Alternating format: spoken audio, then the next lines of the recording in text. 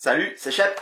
Bienvenue dans cette nouvelle émission de la SDAJCE TV. Une nouvelle émission, un nouveau concept d'émission que j'ai choisi de baptiser Savoir Ancestral. Et oui, le confinement, ça donne des idées. Et donc, le concept de savoir ancestral, qu'est-ce que ce sera? Eh bien, l'idée de ce concept, c'est de revenir sur une carte du jeu et de l'analyser en profondeur, évidemment, une carte qui vaut la peine d'être analysée de manière très approfondie. Le but de cette émission est aussi d'aider les nouveaux joueurs, ou pourquoi pas les joueurs un peu plus aguerris, mais surtout les nouveaux joueurs, à se rendre compte du potentiel que peuvent avoir certaines cartes, potentiel qui va parfois bien au-delà de l'usage que l'on pourrait en faire de prime abord. Et pour commencer, il m'a semblé absolument évident de vous parler d'une carte, une carte qui est très jouée et qui est pourtant très largement sous-jouée. Alors, qu'est-ce que je veux dire par là? Eh bien, je vais vous parler d'attaque furtive. Donc, attaque furtive, cette carte du corset qui vous permet pour une action commandement, de choisir un allié dans votre main, de le mettre en jeu, et il reste en jeu jusqu'à la fin de la phase, et à la fin de la phase, il revient dans votre main. Et évidemment, tout le monde ici, même les débutants, découvre très très vite la combo à faire avec attaque furtive. C'est peut-être même la première combo qu'on découvre dans le jeu, et ça reste aujourd'hui une combo qui reste extrêmement puissante, bien évidemment. Alex, tu ne vas pas me contredire. L'attaque furtive plus Gandalf, évidemment. Donc l'attaque furtive plus Gandalf, je vais pas m'attarder dessus pendant 2 heures, c'est pouvoir bénéficier de l'effet d'entrée de jeu de Gandalf neutre, le Gandalf de la boîte de base. Et ces effets sont tous très forts, que ce soit afficher 4 dégâts directs, que ce soit piocher 3 cartes, que ce soit baisser de 5 sa menace, c'est tellement fort. Et en plus avoir Gandalf 4-4-4-4 en jeu pendant une phase, c'est tellement fort que évidemment c'est le meilleur usage que l'on puisse faire d'attaque furtive dans le jeu. Ce n'est pas du tout ça que je veux remettre en cause. Mais cet usage tellement obvious de l'attaque furtive avec Gandalf a tendance à rendre l'attaque furtive jouée uniquement avec Gandalf. Et vous avez tous, je suis sûr, déjà eu cette frustration d'avoir une attaque furtive en main, mais pas le Gandalf. Et dans ce cas-là, vous vous dites, zut, c'est une carte morte, zut, je ne peux rien en faire. Eh bien, je trouve que c'est un petit peu aller trop vite, pas de jugement hâtif, comme nous dirait Sylvebarbe. Il y a moyen de faire plein de choses avec attaque furtive, plein de choses pas plus efficaces que Gandalf, d'accord? Donc on l'a dit, avec Gandalf neutre du corset, c'est ce qu'il y a de plus fort.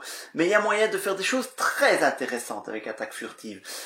Et je vais essayer de vous passer ici en revue un petit panel des différentes possibilités qu'offre attaque furtive, et qui est pour moi une des cartes qui offre le plus de potentiel du jeu, alors que tout le monde la joue avec Gandalf et personne ne la joue, enfin personne, j'exagère, mais beaucoup moins de gens vont la jouer autrement qu'avec Gandalf, voire oser la mettre dans un deck sans mettre Gandalf. Bon, ça n'a pas de sens. Vous jouez attaque furtive, vous mettez Gandalf.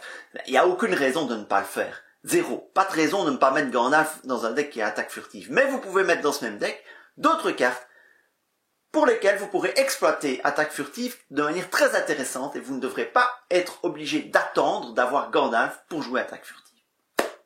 Entrons dans le vif du sujet. Donc, le premier type d'usage d'attaque furtive, c'est un usage à la Gandalf. Donc, c'est-à-dire tirer parti d'un effet d'entrée de jeu d'un allié qui est fort. Alors, on a bien sûr Gandalf, mais il y en a d'autres qui sont forts, et d'autres que la plupart des joueurs connaissent, comme le descendant de Torondor. Le descendant de Torondor, ça vous fait 2 dégâts directs à l'entrée de la carte, 2 dégâts directs lorsqu'elle remonte dans votre main, 4 dégâts directs pour une ressource commandement, plus un allié utilisable pendant la phase. C'est très efficace. Méneldor, beaucoup plus tard, beaucoup plus récent, Méneldor, donc qui est sorti dans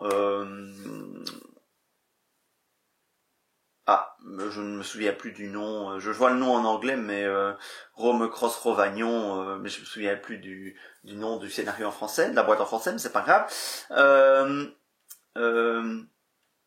Méneldor qui, oui c'est le cycle en fait, Méneldor qui met 2 jetons lorsqu'il entre en jeu et 2 jetons lorsqu'il retire. 4 jetons de progression sur un lieu pour une ressource tactique.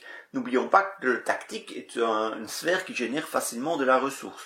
Donc c'est extrêmement efficace. Et en plus vous avez pendant une phase un allié qui apporte 2 de volonté ou 2 d'attaque. Donc c'est aussi intéressant. Peut-être un petit peu moins connu, Elrond allié, le Elrond allié qui coûte 3 en connaissance, qui vient de la route s'assombrit, eh bien lui il est un petit peu contraignant à jouer parce qu'il coûte 3 et à la fin du tour il saute. Mais il a des effets d'entrée de jeu extrêmement sympas. Soigner tous les dégâts d'un héros par exemple, ça peut être très intéressant, défausser un attachement condition, pourquoi pas, ou piocher une carte pour chaque joueur. Donc ça peut être un choix aussi. Elrond, notez aussi que cet Elrond, il a 3 de volonté, 2 d'attaque, 3 de défense, ce qui peut être intéressant dans toutes les phases de jeu pendant laquelle vous jouez attaque furtive. Parce que n'oubliez pas, l'attaque furtive, vous pouvez la jouer évidemment en phase de combat, mais vous pouvez la jouer aussi au début de la phase de quête avant d'engager les personnages dans la quête. Plus rare à mon avis, Faramir. Le Faramir qui vient des Flammes de l'Ouest, l'allié Faramir, non, une ombre à l'Est, pardon. Donc le Faramir qui vient de la boîte d'une ombre à l'Est. Eh bien, ce Faramir, en quoi est-il intéressant? Dans un deck piège, c'est super fort. Parce que vous allez mettre 4 dégâts sur un ennemi. Donc Faramir, pour rappeler, vous pouvez engager un ennemi qui se trouve dans la zone de cheminement, lui infliger 4 dégâts s'il y a un attachement sur cet ennemi, mais ça coûte 4, ce Faramir. Pour pouvoir exploiter cet effet, donc je one-shot un ennemi avec un piège, comme ça il m'embête plus, pour peu qu'il ait 4 points de vie, boum, Faramir entre en jeu, 4 dégâts directs, vous récupérez Faramir dans votre main, il est réutilisable pour plus tard. Plus circonstanciel, je vous l'accorde, plus lié à un type de deck bien particulier, mais pourquoi pas, ça rend ce Faramir mettable dans les decks. Un autre exemple, que je trouve assez fort, pour l'avoir joué moi-même, c'est Permagoth. Permagoth, dans un deck Hobbit, eh bien, lorsqu'il entre en jeu, il inflige 1 dégât à un ennemi engagé avec vous, 2 si le coût d'engagement au combat de cet ennemi est supérieur à votre niveau de menace. Permagoth apporte un 2 d'attaque très appréciable. Pour peu que vous ayez un Tom Showmin dans votre deck, ça fait 4 d'attaque. Vous ne devez pas vous payer ce 3 de coût qui est très contraignant avec Permagoth. Pour une ressource comme commandement, boum, vous bénéficiez de ces effets-là. Alors on pourrait aussi évidemment l'utiliser pour Saruman, l'allié Saruman de l'appel de l'Isengard, qui a un effet d'entrée de jeu très puissant aussi, parce que ça efface une carte du board, une carte ennemie du board, une carte du board pendant un tour, ou pendant une phase. Mais attention, si vous jouez attaque furtive Saruman, vous chopez le maudit 3 quand même, parce que le maudit s'applique quand une carte entre en jeu, et non pas lorsqu'elle est jouée. Donc voilà, c'est pas forcément le meilleur usage.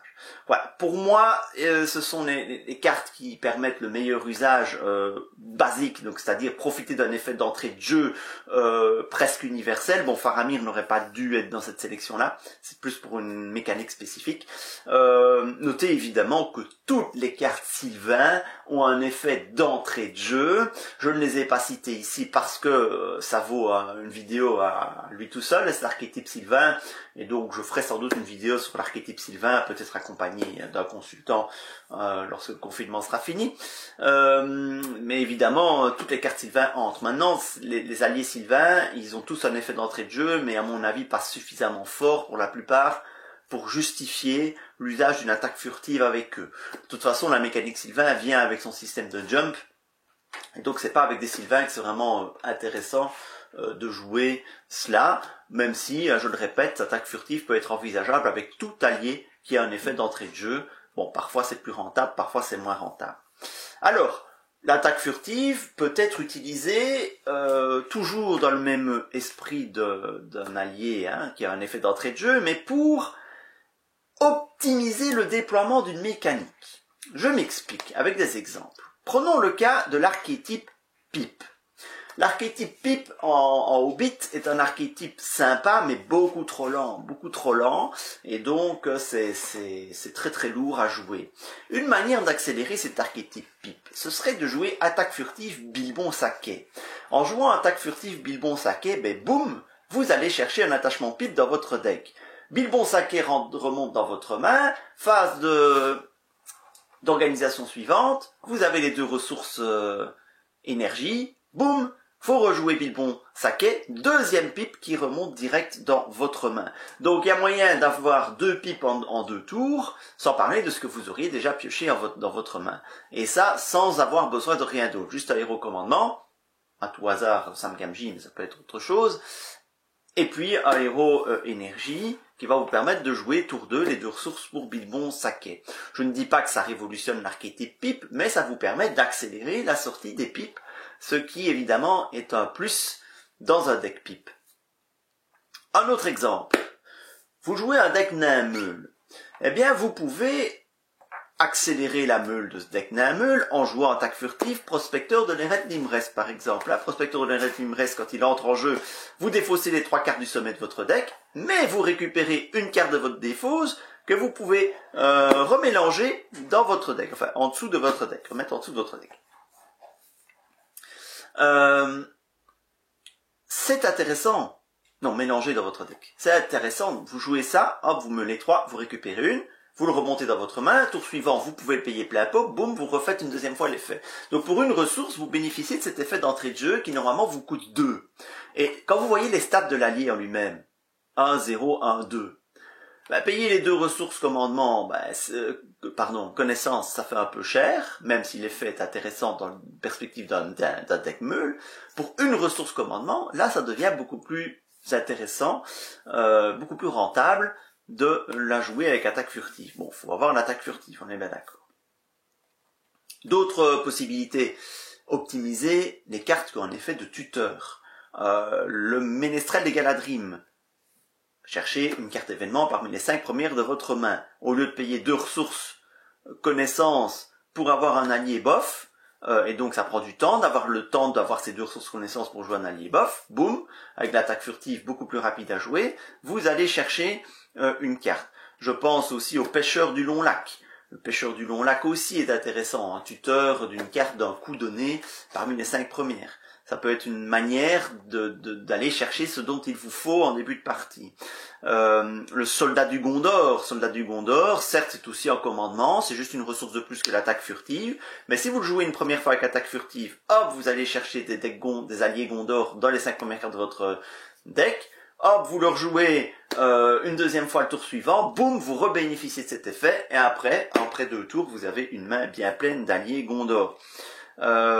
Plus spécifique, pour ceux qui veulent essayer le deck Signal, je conseille aussi cette combo avec le Weather Hills Watchman, je ne sais même plus le nom en français, c'est vous dire à quel point je l'ai joué, la sentinelle du Mont Venteux, une colline venteuse, quelque chose comme ça. Mont Brumeux, la sentinelle de quelque chose, dans le royaume perdu qui est sorti, cet allié, pour aller chercher, boum, des signaux plus rapidement. Bref, cette attaque furtive, n'oubliez pas que sur un effet de tuteur, pour une ressource commandement, vous bénéficiez de cet effet de tuteur. Et une ressource commandement, c'est disponible dès le tour 1. Et on sait en début de partie qu'il est important d'avoir un maximum de solutions dans sa main. Donc ça peut être aussi une manière d'envisager l'attaque furtive. Gweir.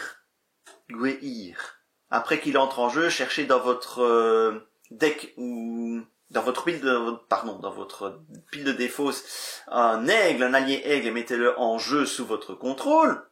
Du coup, pour une ressource commandement, vous avez un aigle qui a 2, 3, 1, 4 en stats, un autre aigle de votre choix qui était dans votre défausse qui arrive en jeu. À la fin de la phase, ils remontent tous les deux dans votre main.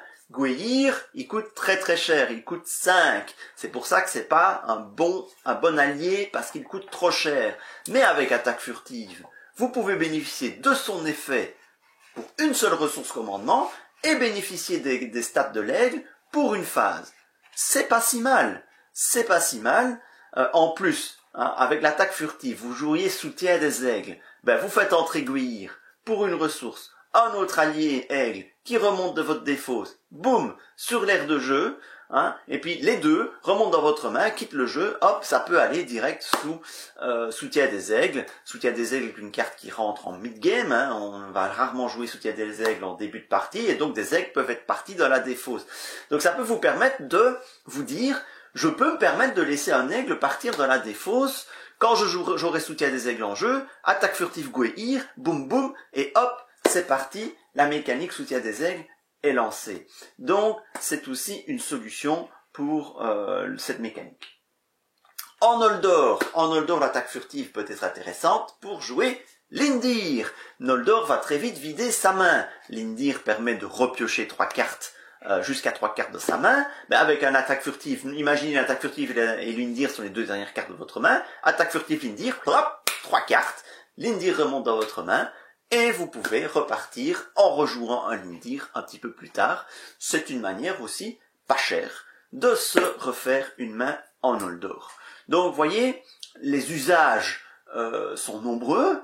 L'attaque furtive est une carte qui peut entrer dans beaucoup de mécaniques et booster ces mécaniques. Alors, ça ne va pas évidemment avoir un effet qui va changer votre deck du tout au tout, mais lorsque vous sentez qu'il vous manque un petit quelque chose et que vous avez dans votre deck une de ces cartes qui tutore, une carte qui améliore la mécanique, eh bien, cette attaque furtive peut vraiment être une bonne idée. Alors vous allez me dire, oui, mais alors, moi je préfère encore jouer attaque furtive Gandalf et piocher 3 cartes. Mais bien sûr, je vous l'ai dit, attaque furtive Gandalf, c'est inégalable. Mais lorsque vous n'avez pas Gandalf dans votre main, avoir d'autres solutions pour jouer attaque furtive, ça peut être sympa également, pour éviter que cette attaque furtive ne soit une carte morte que vous allez traîner dans votre main en attendant désespérément votre Gandalf. D'autres usages sont possibles pour attaque furtive. J'en ai encore répertorié quelques-uns. L'usage que vous avez sans doute déjà tous expérimenté, c'est en désespoir de cause, phase de combat, vous avez plus d'ennemis que prévu qui vous ont engagé au combat, vous n'avez pas de quoi défendre, vous allez tuer un héros sur une attaque sans défense, attaque furtive et n'importe quel allié, c'est un trash. C'est un trash qui vous coûte 1, vous sacrifiez cet allié-là, ça peut vous sauver la game. J'ai déjà connu des parties sauvées grâce à une attaque furtive, n'importe quel allié sacrifiable, ça me coûte qu'une seule ressource, certes je perds l'allié, mais au moins je peux tenir, et ça peut me permettre de laisser un héros redresser pour après tuer l'ennemi. Parce que les erreurs que font souvent les débutants, c'est de vouloir tout défendre et puis après de se retrouver j'ai plus rien pour attaquer. Donc ou de vouloir défendre et de conserver les personnages en vie et après de ne plus avoir assez de force de frappe pour attaquer. Le principe du sacrifice est un principe central au Seigneur des Anneaux dans les phases de combat, sacrifier les alliés qui n'ont pas beaucoup de valeur et souvent les alliés qui ont un effet d'entrée de jeu. Une fois que leur effet, c'est ça qui est intéressant chez eux, leur effet d'entrée de jeu. Ils n'ont pas toujours une statline très intéressante. Donc une fois que vous avez bénéficié de cet effet d'entrée de jeu, sacrifier l'allié n'est pas un problème. Alors je vais dans cet usage-là, moi je trouve qu'il y en a 2 qui sortent vraiment bien du lot au niveau d'alliés sacrifiables. Tout d'abord c'est l'émissaire de Pélargir, parce que lorsque vous allez jouer avec l'attaque furtive, il va générer une ressource sur un héros noble ou Gondor.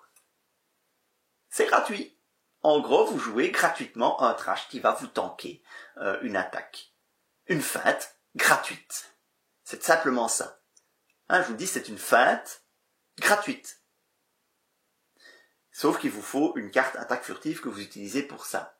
Voilà. Mais attaque furtive émissaire de Pélargir, c'est une feinte qui coûte 0. Vous pouvez l'interpréter comme ça. Pas tout à fait. Parce que s'il y a un effet d'ombre qui dit infliger un dégât au défenseur, voilà. Mais c'est à petit peu près ça. On peut assimiler à une feinte gratuite une attaque furtive émissaire de Pélargir si évidemment vous avez un héros éligible pour la ressource. Dans le même ordre d'idée, Alphas Gamgee. Alphas Gamgee, c'est la même chose. Il rentre en jeu, poum, il génère une ressource. Évidemment, c'est dommage de se priver d'Alphas Gamgee pour ça, parce qu'il a quand même 2 de volonté. Donc c'est quand même un bien meilleur allié que l'émissaire de Pélargir, mais pourquoi pas. Alphas Gamgee, ça peut être aussi utilisé, donc deuxième usage, donc premier usage c'est en combat, en phase de combat. Évidemment, on peut aussi imaginer ça pour avoir les 3 points d'attaque qui vous manquent. Hein. Vous avez un gros allié balèze dans votre main, mais vous n'avez pas de quoi le payer. Attaque furtive, cet allié-là en phase de combat, il a les 3 d'attaque qui vont vous permettre de tuer le troll. Eh ben, c'est tout bénef. Hein, donc il faut pas hésiter à utiliser les attaques furtives pour ça. On a souvent tendance à vouloir les garder jusqu'à avoir Gandalf. C'est une erreur. C'est une erreur. Il faut pas vouloir garder l'attaque furtive jusqu'à ce que Gandalf sorte.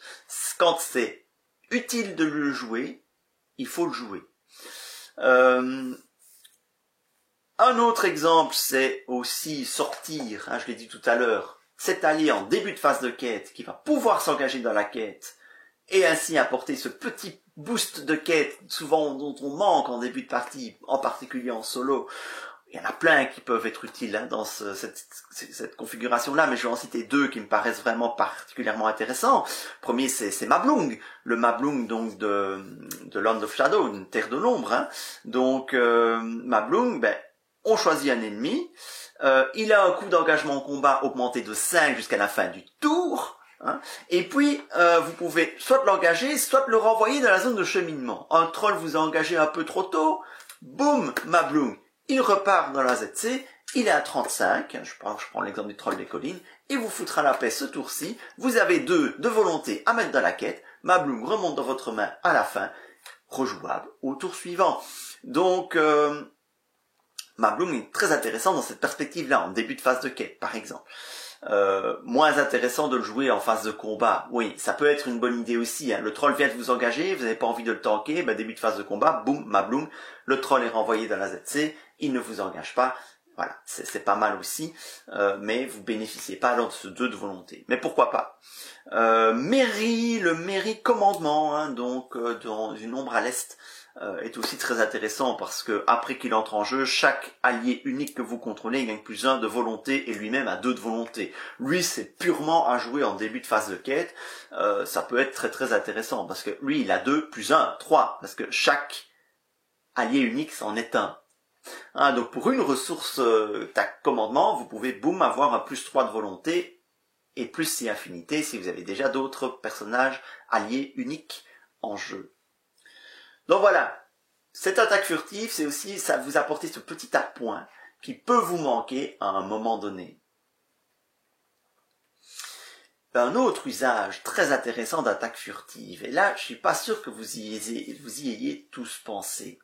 Attaque furtive, une très bonne histoire, c'est une très très belle combo. Alors je m'explique. En quoi attaque furtive, une très bonne histoire est une belle combo? Eh bien parce que une très bonne histoire, c'est une carte super forte pour swarmer de l'allié. Le plus difficile, c'est de poser les premiers alliés pour pouvoir après activer une très bonne histoire. Et puis il y a la contrainte de la somme des coûts. Donc en début de partie, souvent on va mettre des alliés peu chers en jeu parce qu'on n'a pas beaucoup de ressources à dépenser. Et donc on va pouvoir remettre en jeu que des alliés peu chers en début de partie grâce à une très bonne histoire. Alors ça marche très bien lorsqu'on fait un deck avec des alliés peu chers. Les decks terres extérieures, par exemple, sont remarquables de ce point de vue-là. Mais vous avez un deck un petit peu plus cher en termes de coûts d'alliés, on va souvent avoir tendance à pas jouer l'attaque furtive pour une très bonne histoire, parce que ça va être efficace plus tard. Il faut avoir 2 alliés chers en jeu, incliner ces alliés chers pour espérer toucher des alliés chers à remettre en jeu. Avec attaque furtive, imaginez un petit peu, attaque furtive, Gandalf en phase d'organisation. Boum, vous bénéficiez de l'effet d'entrée de jeu de Gandalf. Toujours très bien. Vous pouvez alors incliner Gandalf pour l'attaque furtive. Ça vous donne un crédit, pour une très bonne histoire, pardon. Ça vous donne un crédit de 5 ressources pour récupérer des alliés dans votre deck. Vous construisez un deck. Donc pour peu que vous ayez déjà un allié en jeu, ça peut être un allié à 1. Un biais allié qui coûte 1, boum. Puis un attaque furtive Gandalf en phase d'organisation. Dans n'importe quelle autre phase, hein, parce que je crois qu'une très bonne histoire peut se jouer dans n'importe quelle phase. Il faut que je vérifie qu'il n'y a pas une contrainte sur la phase. Mais je pense que ça peut se jouer dans n'importe quelle phase. Moi, je la joue toujours en phase d'organisation.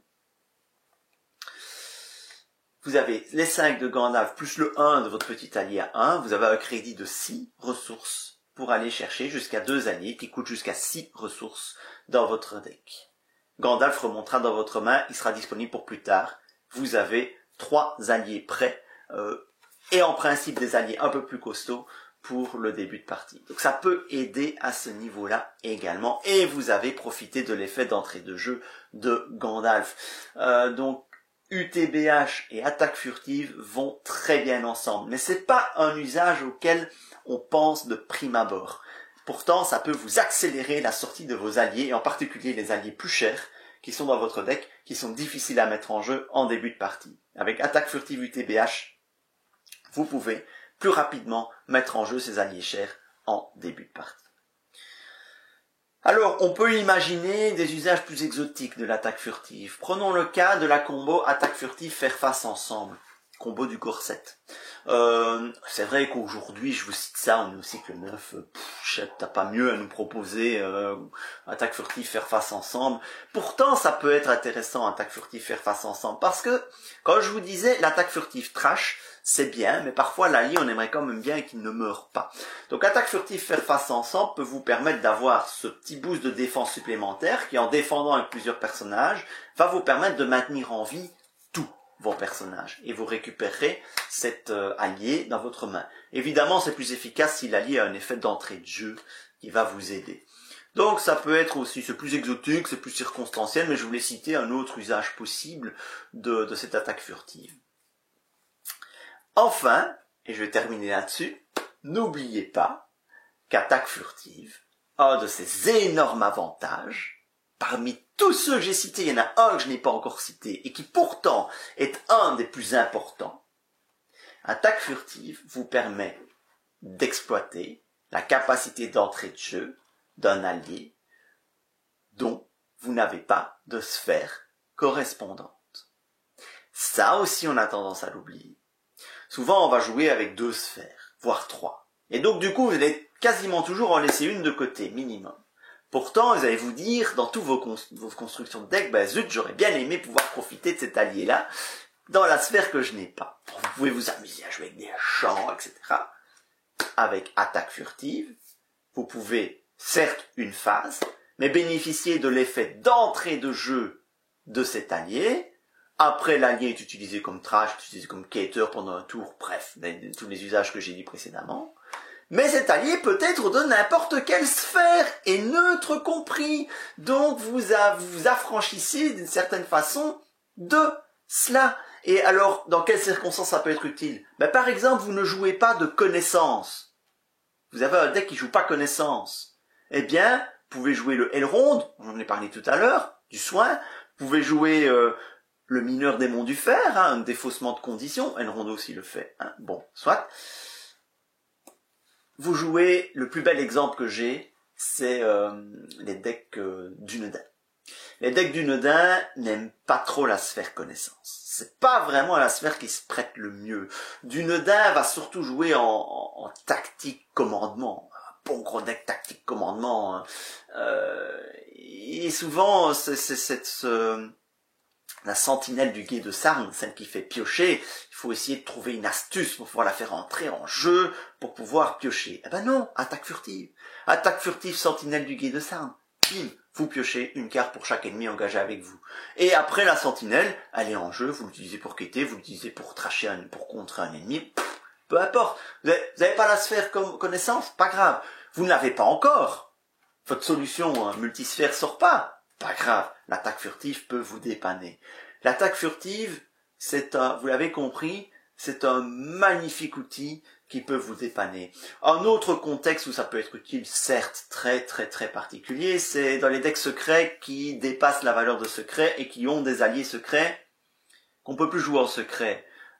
Je pense notamment aux guetteurs de l'Ithilien, je pense aux voyageurs du Celdouin, qui sont des alliés qui sont très intéressants en secret, mais qui sont, une fois qu'on n'est plus en secret, qui se deviennent bien trop chers pour ce qu'ils font, bien trop chers pour leur statline ou leur capacité. Maintenant, vous êtes dans cette situation-là, une attaque furtive et un voyageur du Celdouin vous permet d'avoir 2 en quête au début de la phase de quête. Vous sondez le deck de rencontre, la première carte du deck de rencontre, donc vous savez exactement ce que vous devez mettre dans la quête pour être pile poil bon, et puis après, vous pouvez même éventuellement défausser si c'était un lieu, voilà, pour la sentinelle de l'Ithilien, même chose, mais avec un ennemi. Donc voilà, ça peut être une manière de réexploiter de réexploiter ces alliés qui meurent finalement dans votre main dans un deck secret lorsque vous avez dépassé cette valeur de secret. Je reconnais, c'est tout à fait circonstanciel, mais de toute façon, tous les autres usages d'attaque furtive sont circonstanciels. La première circonstance d'attaque furtive, c'est Gandalf. Ai-je Gandalf dans ma main? Oui, alors je vais jouer attaque furtive Gandalf. Il est très rare, ça m'est déjà arrivé, mais c'est extrêmement rare de se retrouver dans une situation où ça peut être plus intéressant de jouer autre chose avec attaque furtive que Gandalf alors que Gandalf est dans la main. C'est très rare, ça m'est arrivé une fois dans mon deck Silverbar, qui était full blessure, attaque furtive Elrond. Tout était soigné sur Silverbar, c'était plus intéressant de jouer ça que de jouer Gandalf, parce que Silverbar pouvait monter bien plus haut en attaque que ne pouvait le faire Gandalf.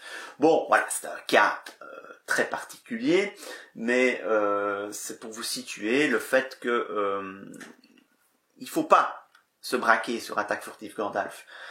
Il y a autre chose à faire avec attaque furtive, beaucoup d'autres choses à faire avec attaque furtive. Et il ne faut pas se dire, zut, j'ai attaque furtive, j'ai pas Gandalf dans ma main, je vais attendre d'avoir Gandalf. C'est bien souvent une erreur. Si vous attendez Gandalf, parfois vous allez perdre avant que Gandalf n'arrive. Alors que l'usage de cette attaque furtive sur autre chose aurait pu vous faire gagner le temps nécessaire, aurait pu vous faire gagner ce petit quelque chose qui aurait pu peut-être vous permettre de vous sauver la partie. Moi je sais que ça m'est déjà arrivé plusieurs fois de gagner une partie grâce à une attaque furtive autre chose que Gandalf, que j'aurais sinon perdu.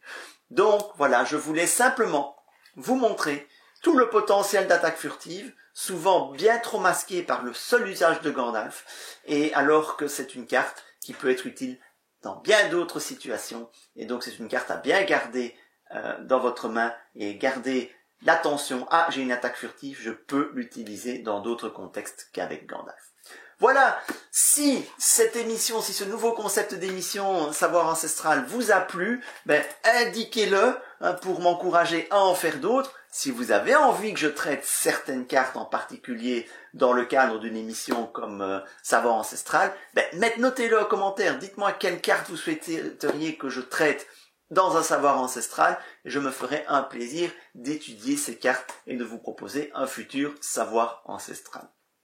Merci à tous pour votre fidélité, prenez bien soin de vous et continuez à rester chez vous pendant ce confinement, même s'il fait très très beau, c'est l'occasion de jouer dehors, sortez vos cartes, si vous avez une terrasse ou un jardin, j'adore faire ça, sortez vos cartes et jouez dehors. Et non, n'ayez pas peur des UV, c'est pas une heure de partie au soleil qui va ternir vos cartes, il faut quand même plus d'ensoleillement que cela. Je trouve que les cartes ne sont jamais plus belles qu'à la lumière du jour. C'est là qu'elles prennent vraiment toute leur splendeur. Voilà. Allez, à bientôt, salut.